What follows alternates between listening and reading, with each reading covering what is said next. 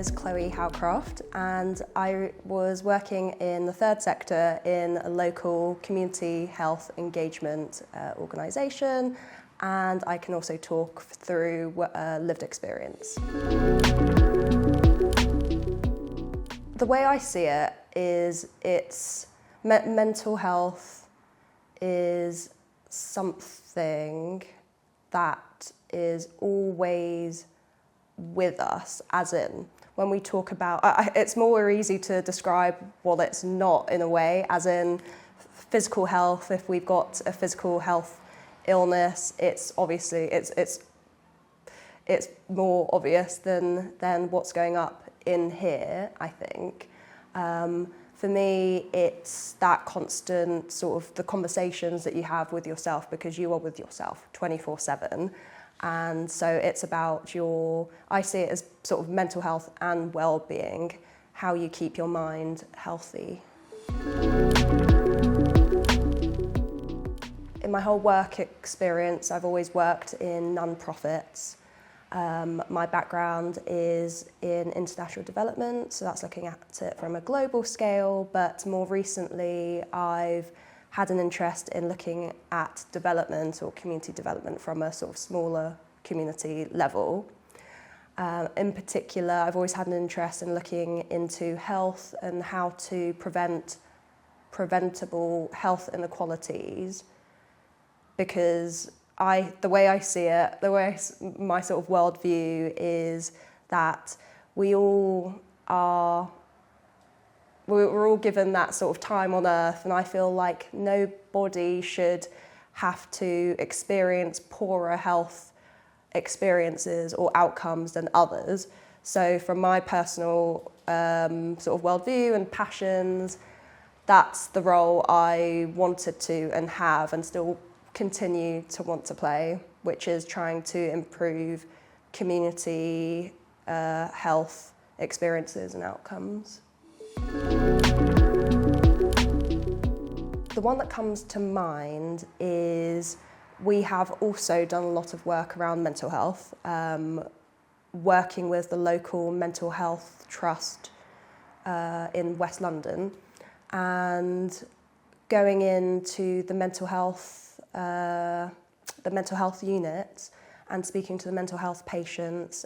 I hadn't had any prior experience into doing that, but speaking to the inpatients and finding out their experiences, I think on a personal and professional level has been extremely eye-opening, and then being able to take their experience and their feedback, bring it back to those who have the power to make that change, even if it's just on a really tiny scale. So an example would be working with the local mental health units and finding out about the female-only wards not having quite as much access to sanitary products as they could do, and sort of making that known to them. They then made that change, and obviously that's a tangible change. That's easier to do than others. But I think even that in itself is a good small case study of this is what happens when you listen to people and you engage with them and you hear their feedback, what's going well, but also what isn't going well, and how to make that change, put that to the people that need to hear it. That's sort of what I did, sort of day to day, but that example is one that sticks with me the most.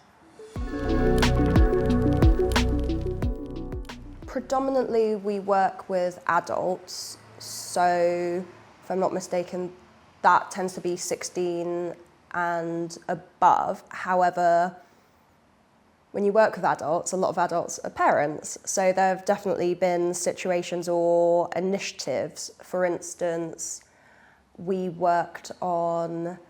have done quite a lot of work around vaccine hesitancy, and we've engaged with parents who of course have younger children. So we've definitely had opportunities where we've set up events or stalls and in local health centres and whatnot, and have been engaging with the parents, but also trying to do things to engage the children as well, because have to think about it, that for any individual patient or member of the public, you have to, we always were thinking about how to reach them where they are, so, or how to do it in a way that's easy for them. So, parents, you have to think about, school times and what to do for the children if we're trying to speak to the parent as well. So it's mostly adults, but we, of course, bear children in mind as well. Very good question. And yes, I've definitely found it a struggle.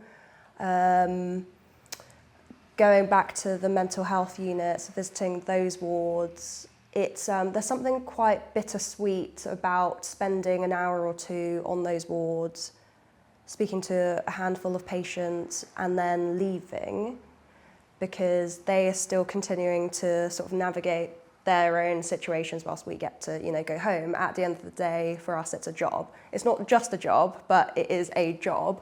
So there's that, and there's also change takes a lot of time. And I used to be quite a patient person, but I think sometimes that can feel really frustrating when you see a lot of things that aren't going well. You hear it from patients, people, and it just takes a lot of time taking that feedback to the powers that be, as it were, and through a lot of red tape and whatnot, it takes a lot of time. So I've just been trying to relearn how to be patient about that. But yeah, it's so frustrating. It is a struggle.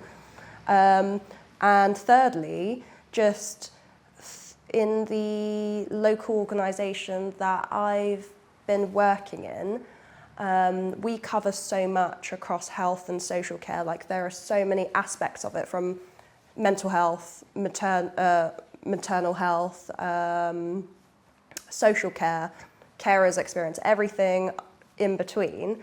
And for our small team, we would love to look at every little aspect of that and improve experiences across the board.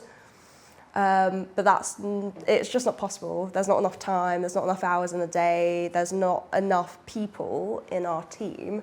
And that's something that not just myself, but my colleagues have found very frustrating as well. I think the most rewarding thing about working in the mental health space is actually how open people can be about talking about their mental health, be it the mental health wards that we've visited, or even events that we've put on in the community. A recent one being the suicide prevention event that we did at Shepherd's Bush Market. Speaking to people that have visited, or people that were visiting the event on that day, and just listening to, and they can be some very sad or harrowing stories, but I think for the most part, generally, people generally have been so hesitant about talking about mental health up until, more recently. So I think if that does kind of answer the question, the most rewarding thing is just being able to have those conversations and for people to feel vulnerable, because for my organisation, we're not local government, we're not sort of local authority, and we're not the NHS, so people have felt that they've been able to talk to us candidly, and we've been able to build up that trust. So having those conversations that's felt heartwarming and sort of heart fulfilling, even if you think about the nature of those conversations. What we're actually talking about is very heavy stuff.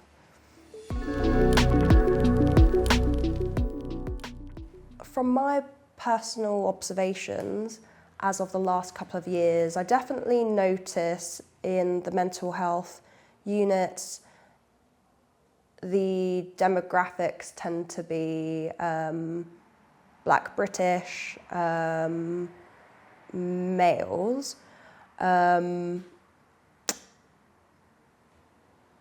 Then a lot of young people, again, at least just for this borough, but it could probably be sort of extrapolated to the whole of the UK, that young people are still very much struggling with their mental health.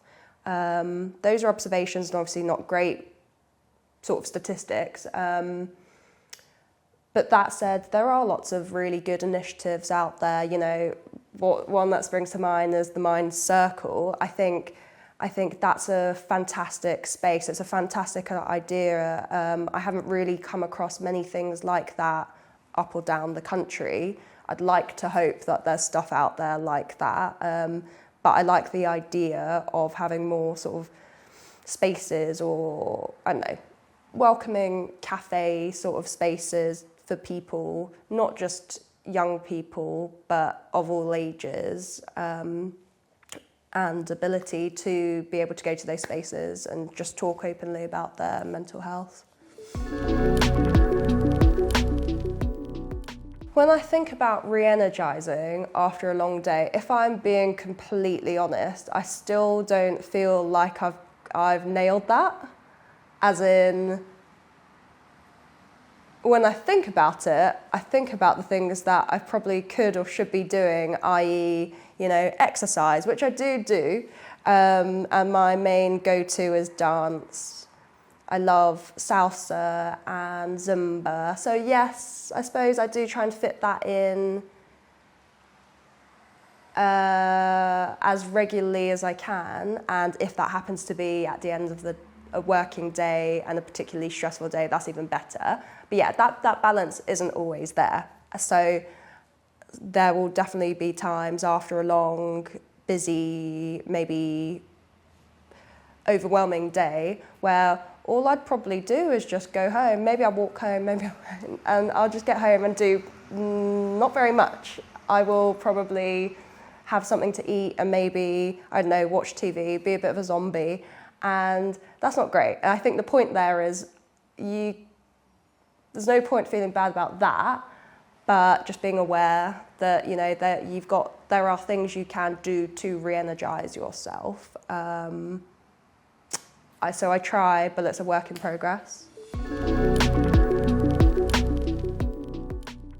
Yes, I have struggled with my mental health, and I think I've become more aware or self-aware of that in the last few years, definitely throughout most of my sort of working life, and I think it probably started before that, probably at university.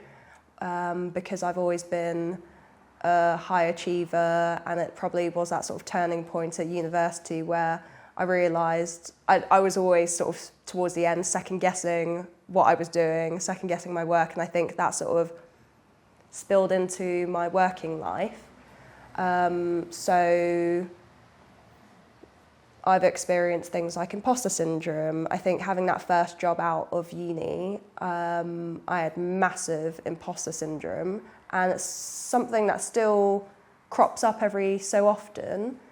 So yeah, attached to that would be, you know, low self-esteem or confidence, even though that's just me telling me that and nobody else. Like, I've never once really had negative or terrible feedback from people to say, like, you're not doing a good job. Like, why are you not doing what you should be doing? I've never had that. That's just been me putting that on me. So in terms of how that influences me working in the third sector, I think it does because I've always wanted to, for one thing, I've always wanted to have a job where I'm helping people. If it happens to be that I'm helping them with their mental health, having had my own personal experiences, that's probably a bonus. So from my understanding and experience of imposter syndrome and having read into it a little bit, imposter syndrome is that feeling where you feel like you're not doing a good job, or that you're not doing what you should be doing, or working at a level that you should be. So at some point, people will realise that and think, oh, you're not actually, worthy of being in this job, or there's other people say that they've just got this job out of luck, like pure luck, and it's not something that they've worked for. So at some point people will realise that and they'll go like, what are you doing here? You need to get out, you're an imposter, basically. That's what I've understood and what I've heard other people talk about imposter syndrome. I fully believe that co-production is probably the most important part of the process in terms of improving people's mental health or the mental health of the community. Co-production and working collaboratively, not just with other organisations or the health service or local authority, but with people with lived experience or those that are going through any sort of mental health issue as well. Essentially, you have to think laterally about how to improve mental health within the community, with local authority, health services and people. I think people are obviously at the centre of co-production, but you can't have any new initiatives or policies or, changes within services without speaking to people or to patients. I think that is fundamental.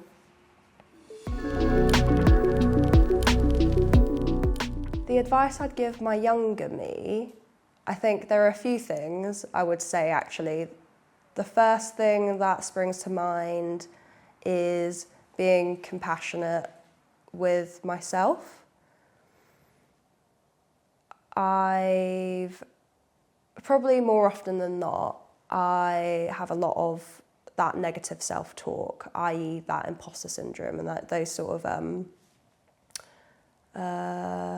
that inner critic and the idea that I am my biggest enemy.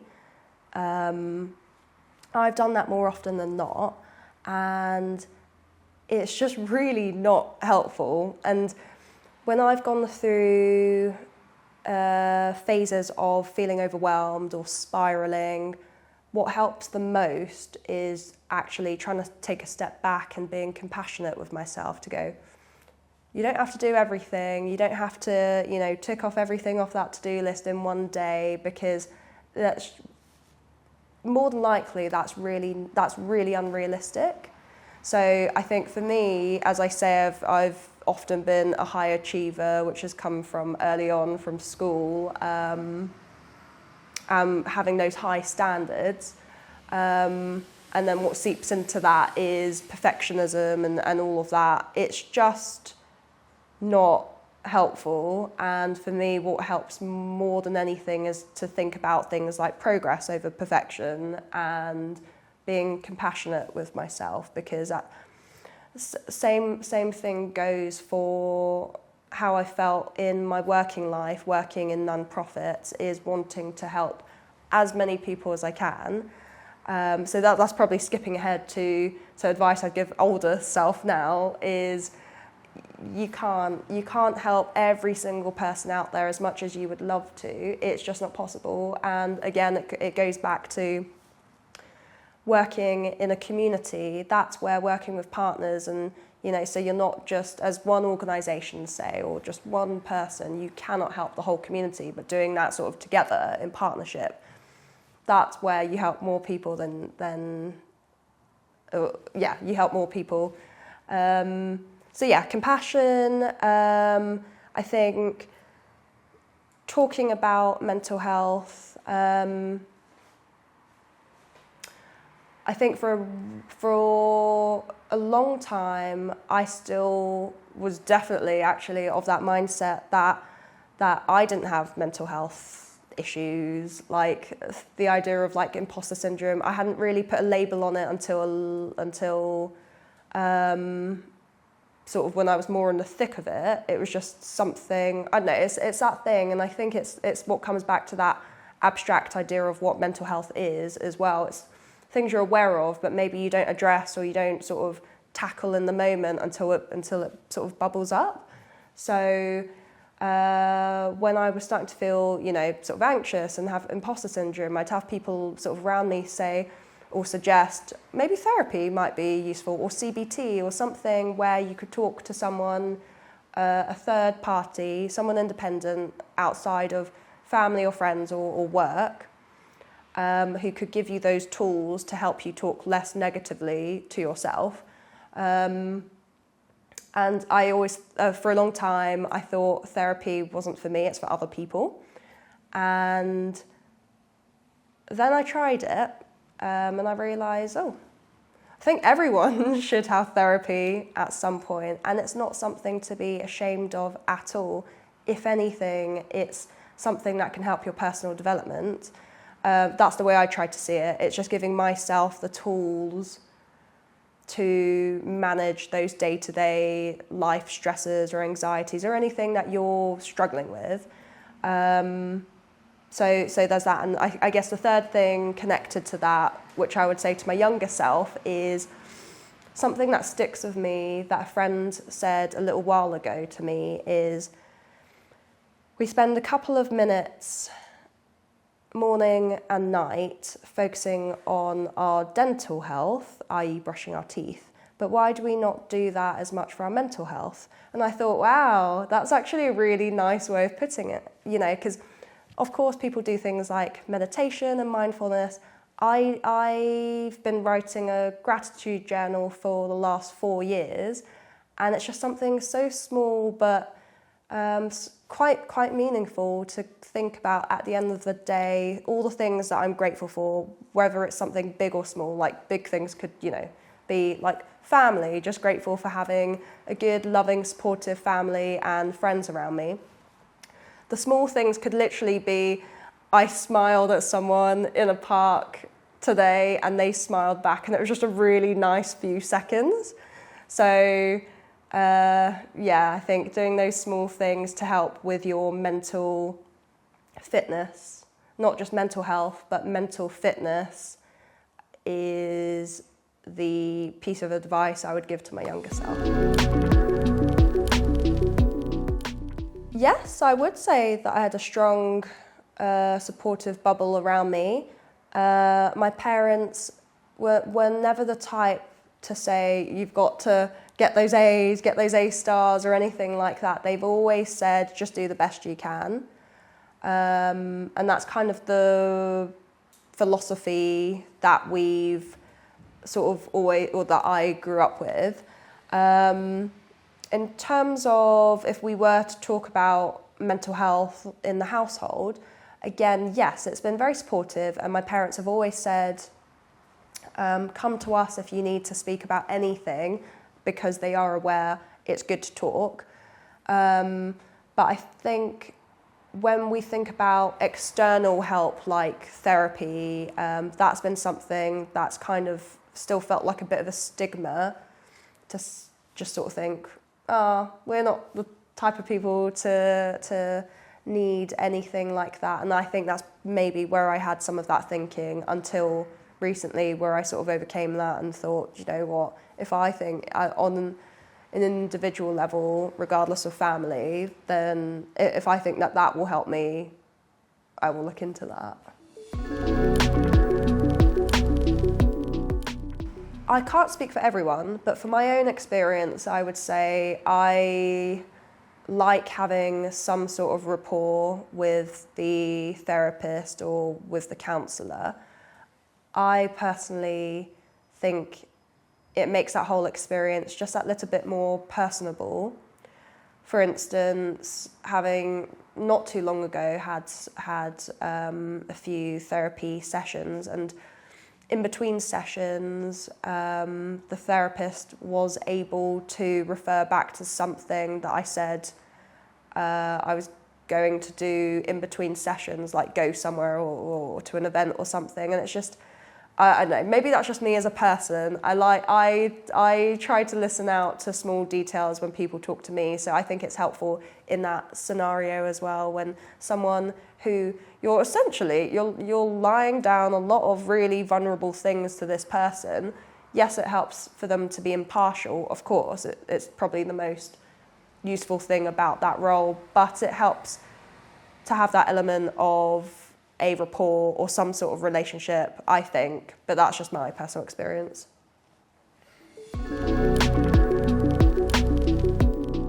Having been born and grown up in London, I still don't fully feel like I've got a favourite spot to go to or just be or celebrate something. However, it would probably be being somewhere as close to nature as I can be. And maybe that's just because it's a London thing, because it's a built-up city.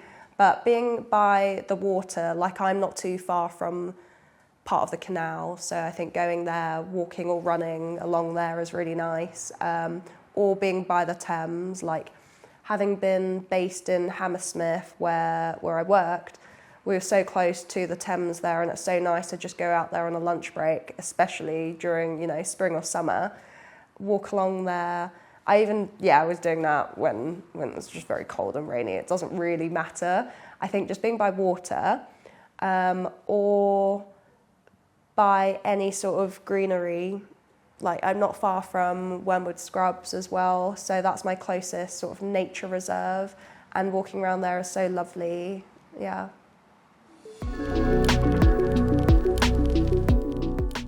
I think the most notable or memorable bit of advice that my manager gave to me when I was starting on our mental health project, going into the mental health wards, is that at the end of the day, they are just people, and for various reasons, they've come onto the ward. And I think it's just about being empathetic, because it could be sort of any one of us at any point where various situations mean that, it takes a real toll on our mental health, or, say a relationship breakdown or whatnot, and suddenly you're homeless, and it's just so many, it's like a sort of domino effect. And as I say, for various reasons, they end up in the mental health ward, and maybe for multiple times. I'm trying to say it where it's not like an us and them situation, because that's the point. We're all the same. It can happen. Like life can break down quite quickly. So in that sense, the most important or useful way to better engage with or understand a patient or a service user is to be empathetic, to have that sort of open listening skill, as opposed to, impose any thoughts or judgment on them, or second guess what they'll say, anything like that. I'm just going to talk openly, as in, I don't know if this is going to be a fully formed answer, but I'm gonna name drop that I did some suicide awareness training with the Listening Place not too long ago, and we really practiced how to listen to someone in distress, and we saw the examples of where it's not so good, which is where the person who comes across someone who's distressed or at a point of feeling suicidal, they want to help, but they're not going about it the right way because they're rushing the conversation. They're really trying to impose what help they think will help this person. But for instance, if a person is feeling extremely low or to the point of feeling suicidal, sometimes giving them a whole list of contacts is not the most helpful thing in that moment, because they're not in that headspace to go, oh, I'm going to call Samaritans, or I'm going to call Minds, or whoever. it's about taking that sort of step back and giving that person space and time to breathe, as opposed to imposing what you think will, because you're assuming what they need, you're not listening to what they need. So yeah, I think some of that advice, or some of the things that I've picked up anyway in the last few years of working in this space, is give that person time and space to speak or not speak. Sometimes it's actually, listening can also just be in complete silence. You could just sit with someone, and sometimes that's enough. And also open questions as well. Just giving that person, again, that time to just say, offload, without you expecting what they're going to say, or just assuming what they're going to say, if that kind of makes sense. My first quick thought would be, you've got to have so many more spaces like the circle. As I was trying to explain earlier, I think that's such a brilliant initiative of having an open, welcoming space where a young person in distress can go to professionals or those with lived experience and be able to speak as openly as they can about how they're feeling. I think just having a space, it being a safe space, and it being welcoming and inviting is so necessary. But I think that's not just for young people. I think there should be other spaces for older people too.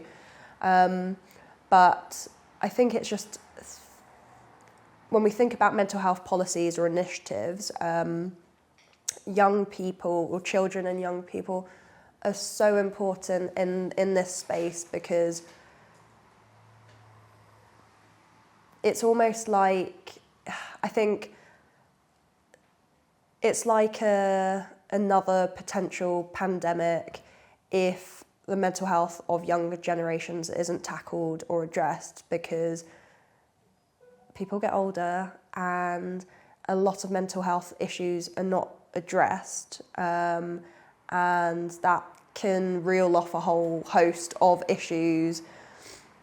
For instance, being a lot of people go to their GP for mental health issues, when actually if you dig deeper, there are various reasons for having poorer mental health, which could be housing, it could be finances, it could be loneliness.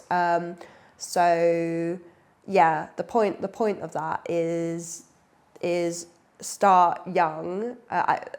Of course, the government is already doing that, and they do have policies, but I think it needs to be emphasised and overemphasised again, because if we look back to previous generations where mental health was not talked about nowhere near as openly as it is now, and there's still a lot of stigma, I think that's probably where a lot of older generations have gone wrong in that sense, where they haven't created an open sort of environment to talk about mental health.